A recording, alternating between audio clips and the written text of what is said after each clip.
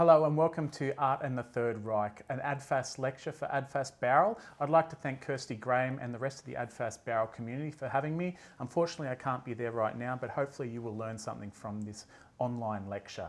My name is Lee Capel and I just want to give you a little background in my history.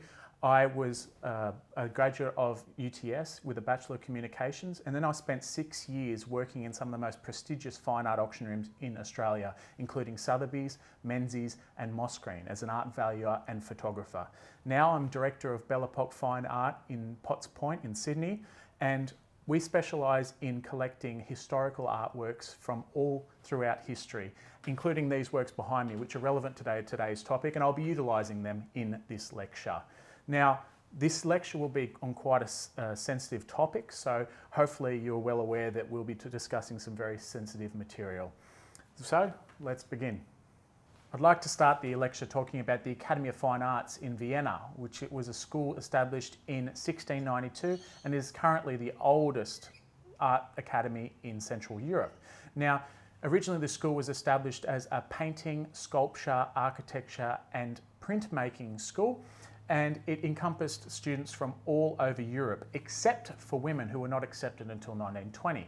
Now, the alumni is quite prestigious, and there were several artists that went on to hugely successful careers, including Menci Clement Sioncic, as you can see behind me, who turned out to be a famous Croatian impressionist.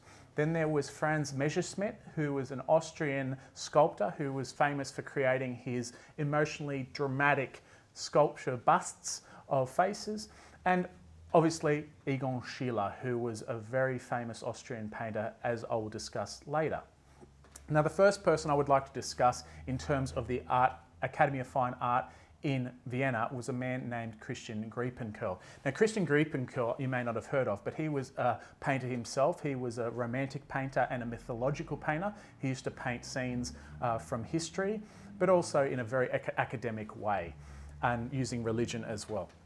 Now, Christian Griepenkerl played a very important role, not only in the art world in the 20th century, but in the political world, social world and cultural world. And without this man, things may have been quite different, because he was the head professor at the Academy of Fine Arts in 1908, when he was approached by a young man named Adolf Hitler, who was applying to be part of the Academy of Fine Arts, as he had dreams of becoming a famous artist. Now, Adolf Hitler was born in Linz, and he went to Vienna to provide a portfolio based upon one of his favourite artists, Rudolf von Alt. Now, Rudolf von Alt was he was a genius. He was a fantastic architectural and academic painter from the 1830s and 1840s, and Adolf based his portfolio on his works. The only problem, though, is at the beginning of the 20th century, the architectural and academic painting style was seen as obsolete and out of favour, and this new modern art style was coming into vogue. And so when Hitler produced his watercolours, which, to be fair, were not that bad, they were very, very accomplished works, despite what some historians say today, but they were pretty much very close to his hero he was emulating, Rudolf von Alt, who was also an alumni of the Vienna Art Academy over 50 years prior. However, like von Alt, Hitler struggled to incorporate humanity into his architectural landscapes. His figures were naive and lacked a physical presence, and this was one of the biggest problems in Griepenkerl's eyes, who actually was impressed by his architectural draftsmanship. Hitler was recommended to be part of the architectural school, but he was too stubborn, and he decided to go out on his own and try and live as an artist in Vienna. Ironically, the only art dealer who would take him seriously was a Jewish man, and his clients were predominantly Jewish, who actually appreciated Hitler's artworks. I guess the million-dollar question is, what if Adolf Hitler had been accepted into the Art Academy? Or if he had taken a position in the architecture school and become a draftsman? History as we know it would have been completely different. But we'll never know. So what were the most important art movements at the time that were being accepted into the Vienna Art Academy? The Vienna Secession was begun by a collective of modern artists in 1897, Joseph Hoffmann, Coleman Moser, Otto Müller and the Godfather, Gustav Klimt, as an opposition to the traditional nationalistic approach which was prevalent in Austro-Hungary in the preceding centuries. They wanted to create a forward-thinking international approach to art, free of entrenched values. Vienna at the end of the 19th century was blossoming into an intellectual and culturally diverse city. It was the epicenter of new schools of medicine, music, and philosophy. It also fostered the birth of psychology, psychoanalysis, and Freud. The artists of the Vienna Secession wanted to reflect and represent these cultural changes through fine and decorative arts, design, and architecture. Although it was the natural evolution of contemporary art in Europe, in a young Hitler's mind, it represented a threat to tradition and German law. To exacerbate the situation for a young Adolf Hitler, the Secessionist building, the home of the Vienna Secessionists, where they held yearly exhibitions, was built directly adjacent to the Academy of Fine Arts. When Hitler was rejected in 1908, he would have walked out the doors and that would have been the first sight he would have seen, and it would have been rubbing his nose in it. He could not escape the new modern art movement. To rub salt into the wound, two of the students accepted in the very same year Hitler was rejected were Egon Schiele and Oskar Kokoschka, who not only graduated from the Vienna Secession, they remain two of the most important artists of the 20th century. These artists were known for their distortions of the human form and nature. They wanted to depict the pain, the torture, the trials and the tribulations of the human condition. Unlike Klimt, they didn't want to glorify leisure, they didn't want to glorify wealth or the Ringstrasse society. They wanted to depict our innermost turmoils as human beings, the demons and the taboo. This was the unseen and unspoken Vienna, but it was relevant, it was relatable, and it was popular. However, it was not all doom and gloom. They also appreciated the beauty of nature, as we can see in these two paintings from my personal collection. One by Thomas Leitner, a later Vienna secessionist, and one by Angela Adler, one of the few female members.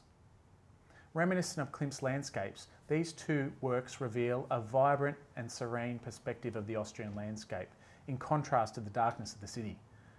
They seem to encourage the viewer to admire and to worship nature. But they weren't the first to do this. The Munich secession preceded the Vienna secession by 5 years, and they had similar ideas and motives. They were inspired by contemporary ideas, music, and philosophy.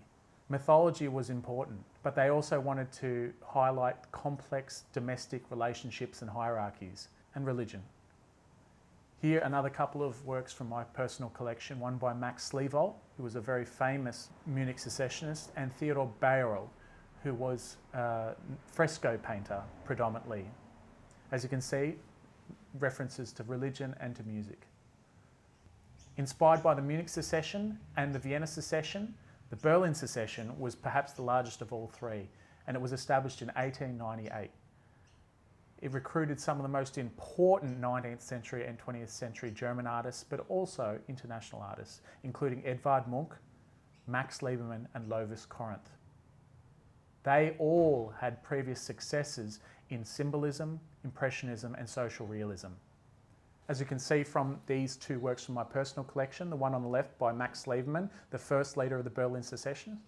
So this work was done prior to his involvement in the Berlin Secessionists, as he was a social realist. And then the one on the right by one of the later leaders of the Berlin Secessionists, Lovis Corinth. This is an original etching which shows tendencies of expressionism, which I'll discuss shortly. Now, Lovis Corinth was one of the most important artists of the 20th century, and he was, like Liebermann, outcast once the Nazi regime came into power.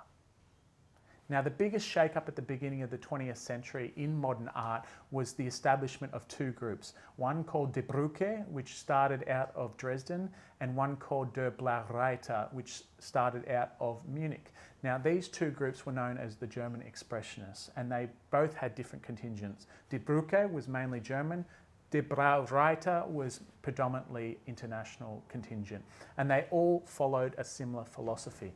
They embraced the primitive and tribal themes, they distorted religion and glorified the debauchery of nightlife and prostitution, showing the ugly sides of society.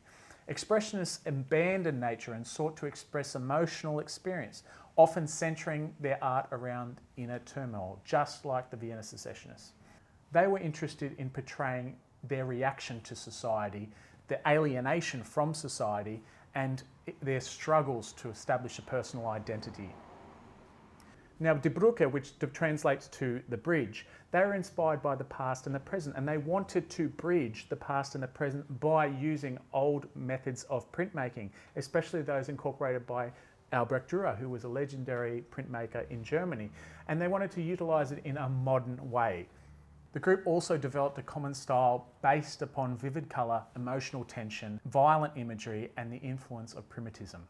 As you can see, the colours are bright and unrealistic to represent emotion, the subjects are caricatured and stretched beyond belief, and religion is parodied and distorted. Here are three of the main Die Brücke artists, including Schmidt-Rottluff, Kirchner, and Nolde, and who I will talk about later. Then there were the BLAUE REITER, who used a colour scheme that was influenced by the Fauves in France. Now, they believed in spiritual and symbolic associations with colour. It was an uncalculated, intuitive approach, and with artists such as Kandinsky at the helm, there was a conscious movement towards abstraction. Now, these two German expressionist collectives didn't last very long due to the outbreak of World War I. In fact, several of these artists actually went to fight in the front line, and some didn't come back, including August Macke and Franz Marc, two of the major artists who died on the front line. Now, World War I completely changed the art history due to the experiences of those artists on the front line. These artists were first exposed to graphic and uncensored violence, torture and death. They not only witnessed external damage, deformity and bloodshed, but they also experienced irreparable mental health issues and psychosis. At the end of World War I, the art world changed significantly, and artists no longer wanted to censor or ignore the darkness and deterioration of the human experience. Art could be used as a form of moral and cultural protest. In Germany, three art movements grew out of the horrors and devastation of World War I. They included DADA, New Objectivity, and Bauhaus. DADA was a negative reaction to the horrors of war. They used collage, mixed media to create a political stance against going to war.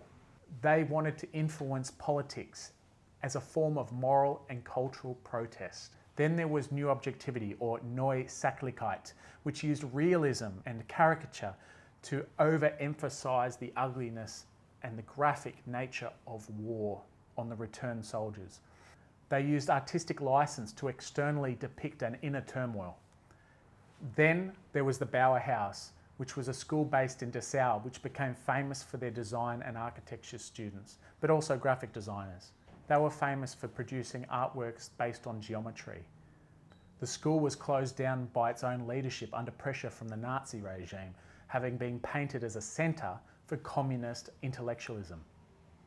So when Hitler came to power in the early 1930s, he realised that every major power in history had its roots in an ancient civilization. So he set about trying to find or create some sort of ancient Germanic civilization in which to ground his fascist ideologies, but also to create a sense of patriotism and nationalism within the German public. He did this by establishing several scientific and archaeological expeditions to find ancient artifacts, such as the lost city of Atlantis. He rediscovered the medieval folktale Parsifal, which follows the spiritual and physical quest for the Holy Grail. This tale had been adapted numerous times over the years in German literature, art and music, particularly in the famous Parsifal opera by Richard Wagner, who was one of Hitler's favourite composers. These were the themes that Hitler wanted as a priority for the future of German art. As you can see, this painting behind me is part of my collection. It was done by Austrian artist Thomas Leitner. Now, he was originally part of the Vienna Secessionists, but since has been discovered that he was a Nazi sympathiser. Although this painting was painted in 1913, it does show the tale of Parsifal, which was incorporated as part of the Nazi philosophy. A painting like this, although predating the Third Reich, holds the formula and message Hitler wished for his new order.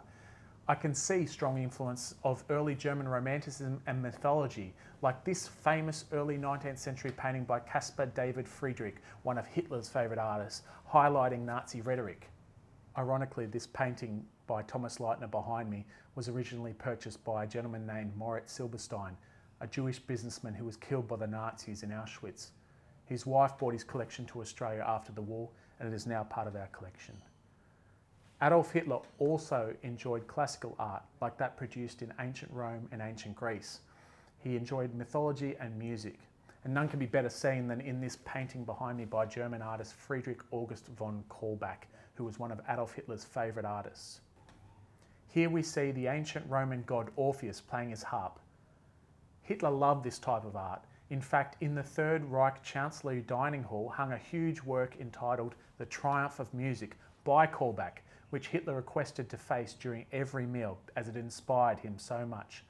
Of course, this original work was destroyed during the war. However, it is thought that this study could have been a preliminary study for the piece in the Chancellery building. When the Third Reich first came into power in 1933, in Hitler's eyes, art was an important political and cultural weapon, a key tool he could use to spread his ideas. He used graphic posters plastered all across Germany in order to generate hatred for the Jewish and the Slavic people, and also to spread his Aryan agenda.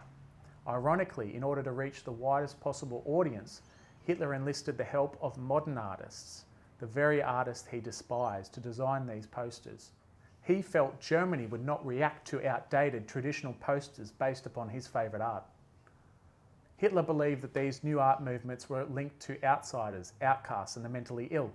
He used the writings of physician and social critic Max Nordau, who was a pioneer in the idea of degeneracy. Hitler postulated that due to the style, subjects and philosophies of these new modern artists in articulating the inner workings of the mind rather than the pure external aesthetic, that they must be mad and hence degenerate and a threat to purity. He also attributed these works to the Jewish. Ironically, Nordau was Jewish, but Hitler wouldn't let hypocrisy get in the way of a good agenda, and it wouldn't be the first time. So how was Hitler going to share his passion to the German people for pure traditional art that predated the 20th century and his distaste for new modern art movements? He decided to have a purge of cultural artefacts which represented a threat to his mission. First, there were the book burnings. Then, Jewish collectors were muscled, forced to sell, or their collections confiscated. In order to escape the country, they needed to pay a huge tax, meaning they would have to sell all of their possessions. Those identified as degenerate artists were subjected to sanctions that included being dismissed from their teaching positions, being forbidden to exhibit or to sell their art, and in some cases being forbidden to produce art.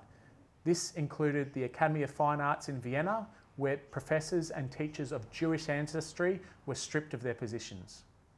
Numerous artists and academics of Jewish descent and also degenerate artists fled the country or were exiled. These included Einstein, Freud and Gross. Meanwhile, there was a New Zealand artist in London who was causing a lot of problems for the Nazi regime. His name was Sir David Lowe.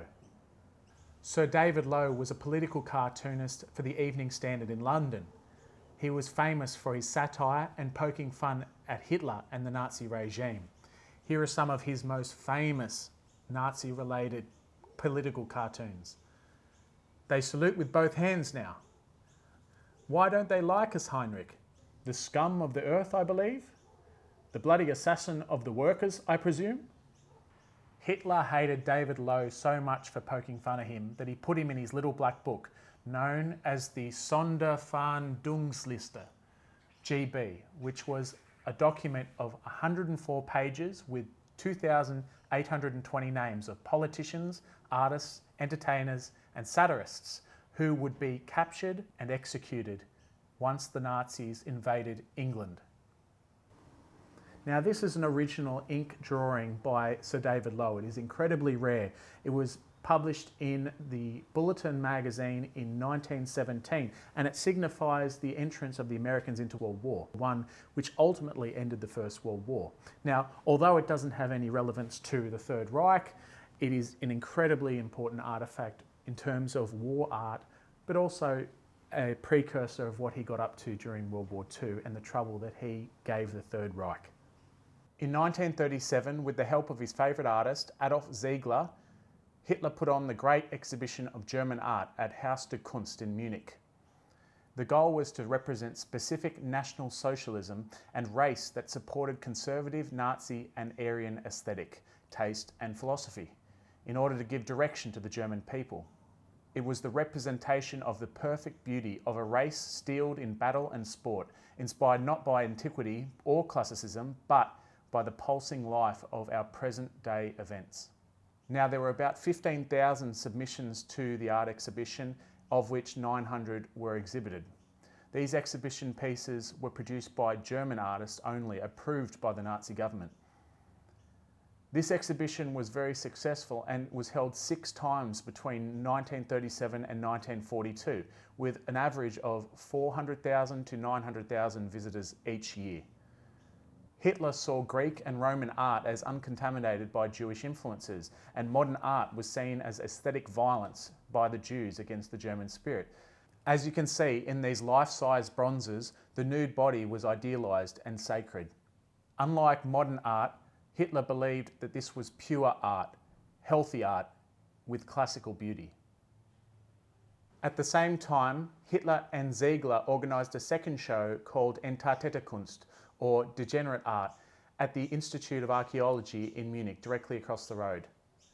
The exhibition comprised of 5,000 confiscated works from art galleries around Germany, of which 650 were displayed. These works were presented to the public in an exhibit intended to incite further revulsion against the perverse Jewish spirit, penetrating German culture. The Institute of Archaeology was selected on purpose due to the fact it had narrow, dark corridors, because Hitler wanted to make the experience as uncomfortable as possible to reflect the artworks that were in the exhibition. The first sculpture you'll face with when you entered was a large, oversized theatrical portrait of Jesus, which was purposely put there to intimidate the viewers who literally bumped into it in order to enter the room. The rooms were made of temporary partitions and the artworks were hung, crowded together, sometimes unframed. There were anti-Semitic slogans painted on the walls next to the artworks, including an insult to German womanhood, deliberate sabotage of national defence, nature as seen by sick minds. By propagating the theory of degeneracy, the Nazis combined their anti-Semitism with their drive to control culture, thus consolidating public support for both campaigns. Ironically, only 6 of 112 artists included in the exhibition were in fact Jewish. The Degenerate exhibition in 1937 in Munich was in fact the most successful exhibition in art history. Over 2 million people viewed the art exhibition. It was so successful, in fact, that the exhibition toured throughout Germany. And by the end of the war, over 16,500 artworks were taken for the exhibition to be displayed to the German public. Theatre, art, literature, cinema, press, posters and window displays must be cleansed of all manifestations of our rotting world and placed in the service of a moral, political and cultural idea. This was a quote from Mein Kampf, written in 1925. As you can see, a few examples of artworks that were in the Entartete Kunst exhibition included Ecce Homo by Lovis Corinth, as mentioned before, The Tower of Blue Horses by Franz Marc, and also Zweile Rot by Wassily Kandinsky. Another expressionist artist who was part of the Degenerate exhibition was a man named Arthur Degner. Now, Arthur Degner was an artist who was based in Berlin and was the leader of the Berlin Secessionists. He actually inherited the role from Lovis Corinth. This portrait, as part of our collection, was actually a lost portrait of Lovis Corinth by Arthur Degner. As you can see, it is done in the expressionist style and was done the same year that Lovis Corinth did multiple sketches and etchings on Arthur Degner. Now, this Lovis Corinth portrait by Arthur Degner was a known portrait and it has been listed as missing for decades. Luckily, I rediscovered this work under the false title of Portrait of an Old Man at a Sydney auction room a few years ago. It has now been reattributed to the correct artist and sitter, and it is an important historical artefact. In 2014, the Victoria and Albert Museum in London published for the very first time the original lists of all the degenerate artworks that were stolen or confiscated from German art galleries during World War II. You can view these on their website. As you can see from these examples, here are pages referencing artworks that were taken from the National Gallery in Berlin. Here we can see Max Liebermann, August Mack and Franz Marc. And if you go across to the right, you can see who purchased these artworks. You can see Dr. Gerlit, who was an art dealer.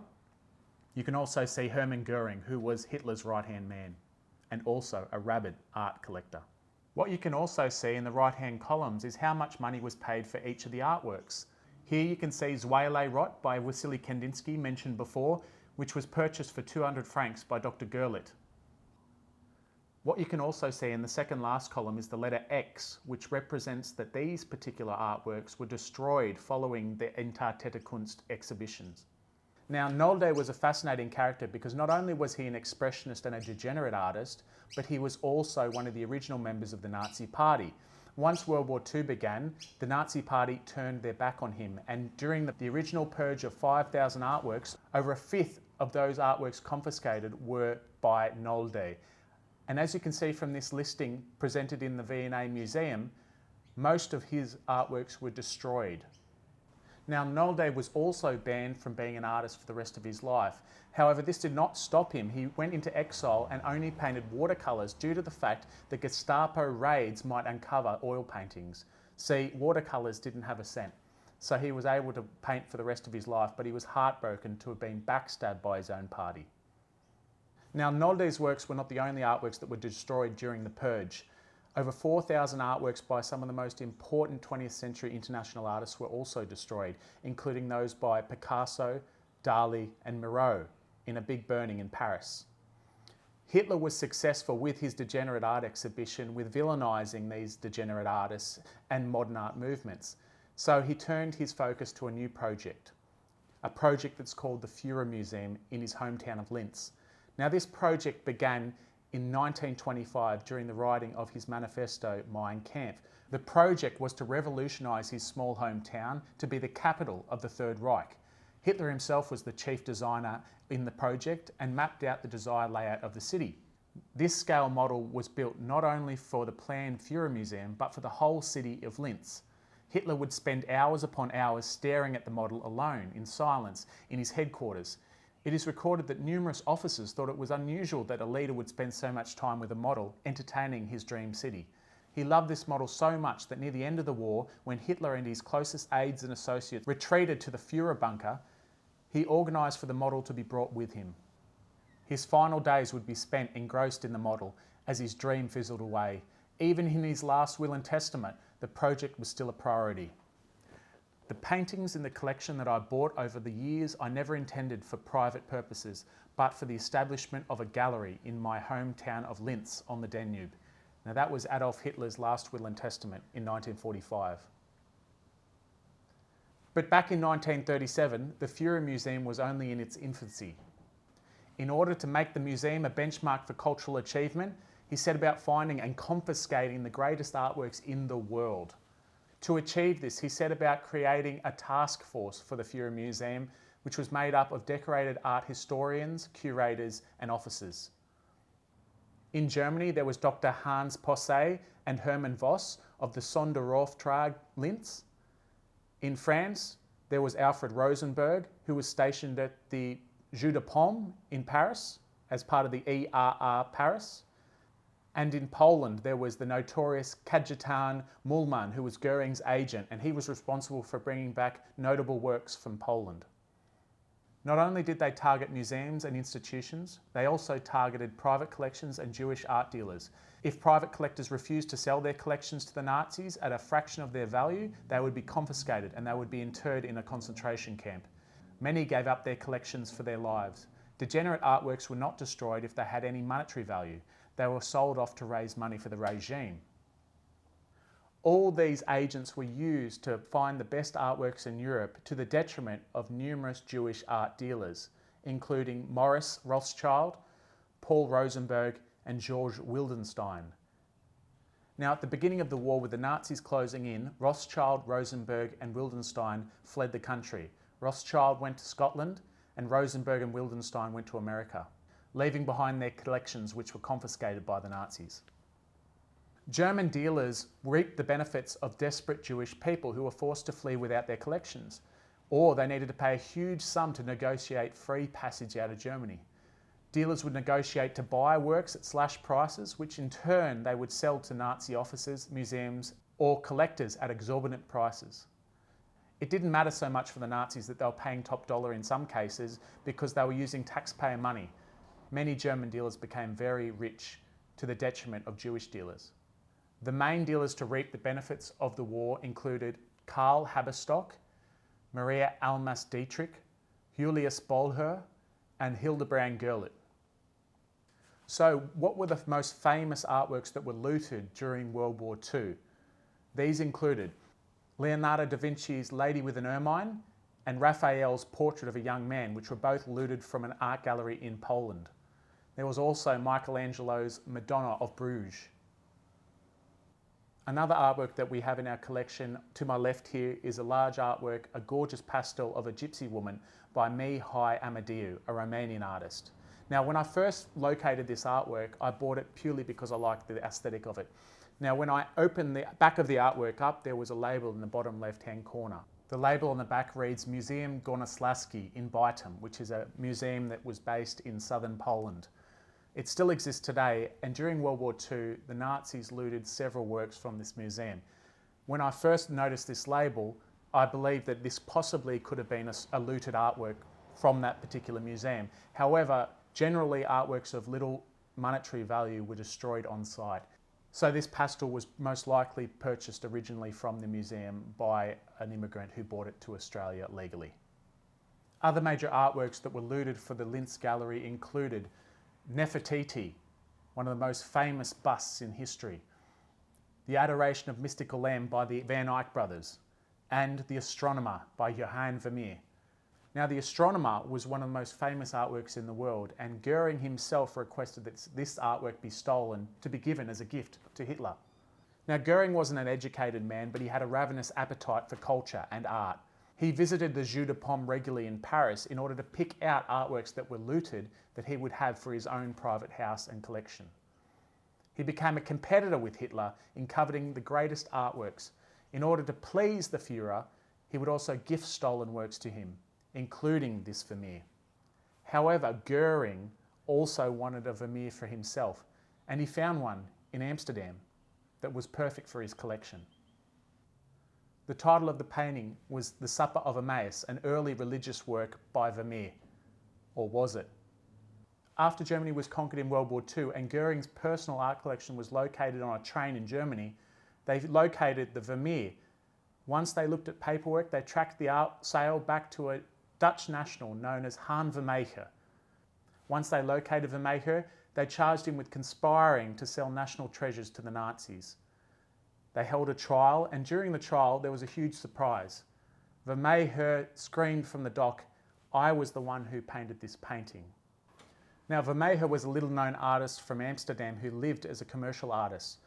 However, the critics hated him and he hated the critics, and he could think of nothing better than to get back at the critics by creating the most important fake paintings in the world of the Dutch masters, such as those by Vermeer and by Rembrandt. In order to prove his innocence, they actually set up an easel in the courtroom at the time, and he painted a near-perfect interpretation of a Vermeer in front of a shocked court. He was charged with forgery and became an accidental national hero. This painting from our collection is an original artwork by Han Vermeer. It's not the prettiest artwork, but he wasn't the greatest painter, but he managed to fool the most powerful people in the world, and he became famous from it. This painting is entitled Children Blowing Bubbles, and it was produced shortly before he was caught for his forgery. Vermeer spent a year in prison, but he turned into a national hero, and he's remembered greatly today. Everything in here was stolen, and they put me in charge of finding out who took it and who sold it to the Nazis. This was just found in Goering's hidden collection. It's a Vermeer. Collaboration with the enemy is a capital offense. They're shooting people in the streets. This is your chance at redemption. And yet I am sensing that perhaps it is you who needs redemption.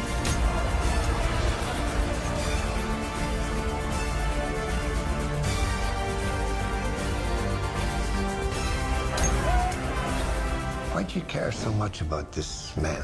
It's not the man, really. It's the fact that he's innocent.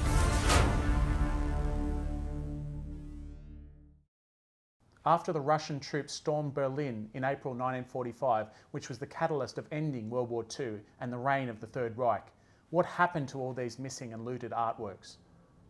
Noting that these important historical and cultural artefacts were missing and needed to be located, a collective of art historians were assembled in 1945 in New York in the Frick Museum and were sent to Europe to track down these missing artefacts.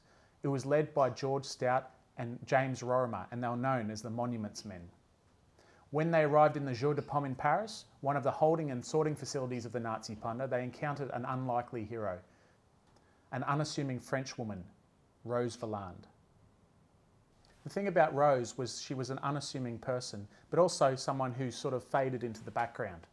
When working at the Jeu de Paume, they didn't realise that she could speak German, and so she listened in to the German officers about when new artworks would come in and artworks would be leaving. So she was able to go home and write down a list of all the artworks that came into the Jeu de Paume and where they came from and where they were going.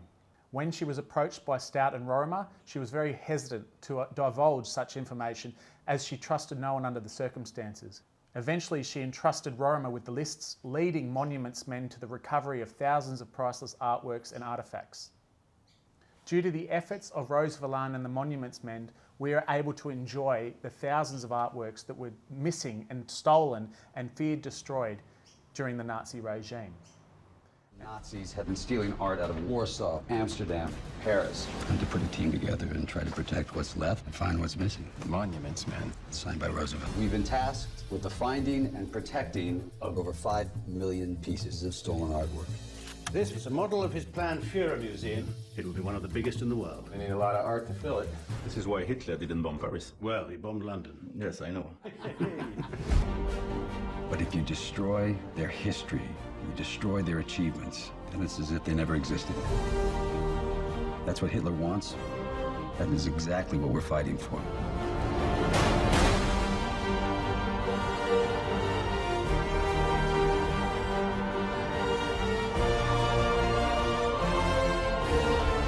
This is a directive signed by Hitler. It says if he dies or if Germany falls, they're to destroy everything.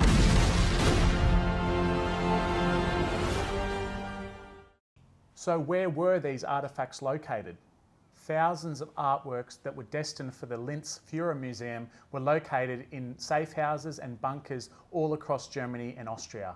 These included Altersee in Austria, where 6,577 paintings were stored, 137 sculptures, 484 miscellaneous art, furniture, weapons, coins, and Hitler's book library. Also, Neuschwanstein Castle in Germany, where 21,000 objects from French collections and 2,000 Bavarian paintings were located. Also in Merkers, Germany, where 400 million Reichsmarks of gold and thousands of crates of art were located. Following the discovery of the looted art, they were taken to safe houses in Munich and in Paris, namely the Jeu de Paume, waiting for restitution and repatriation. The restitution and repatriation of stolen artworks during World War II from Jewish families and collectors is an ongoing process. It still continues today. Artworks are still re-emerging at auction rooms and private sales across the world. It is the efforts of organisations such as the Holocaust Art Restitution Project in which we are still locating artworks around the world. However, the first major restitution lawsuit occurred in New York in 1997 with Egon Schieler's portrait of Wally, painted in 1912, which was stolen from a Jewish collector during World War II. Wally was Egon Schieler's mistress, and this painting was painted as part of a pair with a self-portrait of Egon Schiele in 1912. Leah Bondi Jarre originally owned the artwork, but when she was forced to flee Europe, the artwork was confiscated by the Nazis and was purchased by art dealer Rudolf Leopold of Leopold Gallery in Vienna.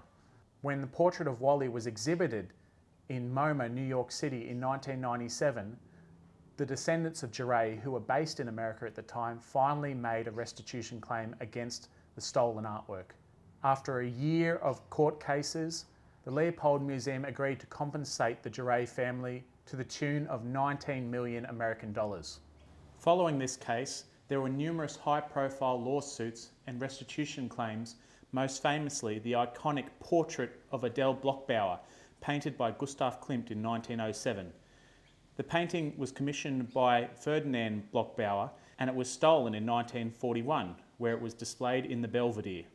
In 1998, a descendant of Bloch-Bauer, Maria Altmann, launched a 7-year legal claim to have the painting repatriated. After the Supreme Court ruled it should be returned, it was auctioned off in New York City for 135 million US dollars. The work sold to Ronald Lauder, who displays the work currently in his Noy Gallery in New York City. Here she is, my aunt, Adele, painted by Gustav Klimt. It's quite a painting. She was taken off the walls of our home by the Nazis. And since then, she's been hanging in the Belvedere Gallery in Vienna. And now you'd like to be reunited. Wouldn't that be lovely? And then there's justice. The painting belongs to Mrs. Altmann's family. She is the Mona Lisa of Austria. We will fight you till the end for something we believe is ours. They destroyed my family. They killed my friends. And they forced me to abandon the people and the places that I loved. I won't let them humiliate me again. Masterpiece by one of Austria's finest artists. But I see a picture of my aunt, a woman who used to talk to me about life. We should be reunited with what is rightfully ours. In 2013, there was the discovery of the largest single collection of artworks thought to have been looted during World War II. Gurlitt's collection was made up of over 1,600 original artworks from some of the most important and famous 20th century artists. The moral dilemma, however, was that these artworks were purchased legally in Germany and France. However, we do not know the duress and the pressure that was put on the sellers. Hence, this is why 8 years later, the Gurlitt collection is still being sorted. So what happened to the Jewish and the degenerate artists during and in the aftermath of World War II? Some were exiled within Germany, others were exiled overseas. Others fled to America. Some were banned from being artists for the rest of their lives. Others committed suicide. Some were murdered, and the vast majority of artists were sent to concentration camps throughout Europe. Their experiences were articulated in their artworks following their imprisonment if they made it out. One such artist was a German expressionist and degenerate artist, Karl Rabus. Rabus fled to Brussels in 1914, where he was arrested during the invasion of the German army. He and his wife Erna were incarcerated in a detention camp in Saint-Cyprien in southern France. In 1941, he was able to escape from the camp and return to Brussels. There he was arrested again in 1943, and he was deported and had to spend time in a Vienna city prison. In 1945, when Rabus was released from prison, he created his masterpiece, the Passion series, a series of 16 woodblock prints in a run of only 50 editions. Now, Rabus wanted to depict his experiences in a concentration camp during World War II, and this was one of the most popular and well-known articulations of that experience. In fact, of the 50 copies that were created, one was owned by his dear friend Albert Einstein, who wrote from New York to tell Rabus how much he loved his newer series. It was one of his favourite pieces of artwork that he owned. This is such an important woodblock series, and it is rare that it is still in complete condition, as many were separated along the way, being 16 works. This is such a historically important document of World War II and the Holocaust. Another artist who experienced the Holocaust from a first-hand perspective in concentration camps was Joe Rose. Now, Joe's original name was Hans Joachim Rosenberg, and he was imprisoned for anti-Nazi activities in a concentration camp at Sonnenberg in 1933, and again in Buchenwald in 1938. In 1939, he escaped with his wife to England and volunteered for the British Army. In 1957, he moved to Australia, becoming one of Australia's premier modern abstract and surrealist artists. His work was inspired by his painful experiences as a Jew in wartime Germany, but also in dark influences of German expressionism and the macabre. He ended up winning 11 major awards and was a regular exhibitor during the Wynne, Schulman, Blake and the Archibald Prize. World War II had lasting impacts on most European countries in the years following the war. Most artists struggled to earn a living, and oppressive political and social regimes continued to limit their freedoms. During the 1950s, many artists from Central and Eastern Europe escaped, fled, or immigrated overseas. Australia, being the furthest possible continent, was an attractive solution where they could live with an advanced quality of life. And they brought with them the burgeoning abstract movement which had emerged in the rubble of World War II. Artists such as Henry Solkouskas, Eva Kubos and Joe Rose brought a unique form of abstraction to Australia, directly influenced by their experiences with war. Their works were dark and atmospheric and expressed pain and suffering of what they witnessed during the aftermath of World War II. One of these European artists who immigrated to Australia shortly after World War II and pioneered abstraction in Australia was Mimi JAKSIC-BERGER. At the age of 22, JAKSIC-BERGER embarked upon an arduous escape on foot from war-torn socialist Yugoslavia that took her across the Balkan Peninsula to Italy, France, and ultimately on a boat to Australia. Since the 1960s, Mimi has won over 154 art awards in Australia and abroad. She is represented in major national galleries such as the Art Gallery in New South Wales, Quagoma, the Phillips Collection in Washington DC, and the Museum of Modern Art in Belgrade. Mimi is one of the last surviving artists from that generation of immigrant artists who came to Australia following World War II, and I'm very lucky to call her my friend. Earlier this year, I invited her over to my gallery to discuss some works that I'd been collecting from her early years in Australia. Now, Mimi is a striking person and she's got a very dominating presence, but she's also got an incredibly kind heart. The first thing that she said to me following seeing these artworks that she hadn't seen in over 50 years in her strong Serbian accent, which sounded a bit like Bela Lugosi, "Oh, these are the bad ones." See, Mimi is an ultimate perfectionist and she still works every single day and she's always trying to improve. I'm so lucky to know Mimi and I like hearing her stories from a different time and a different world, arguably the most important time in the history of art. I hope you've enjoyed this lecture on art in the Third Reich and I hope you've learned something.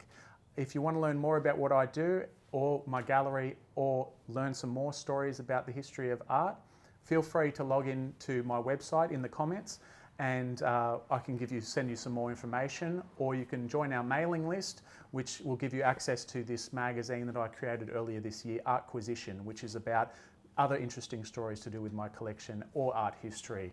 Again, I want to thank Adfas Bowral, and I'd like to thank Kirsty Graham. And if you've got any more comments, please leave them below or contact me directly. And I hope to see you next time. Take care.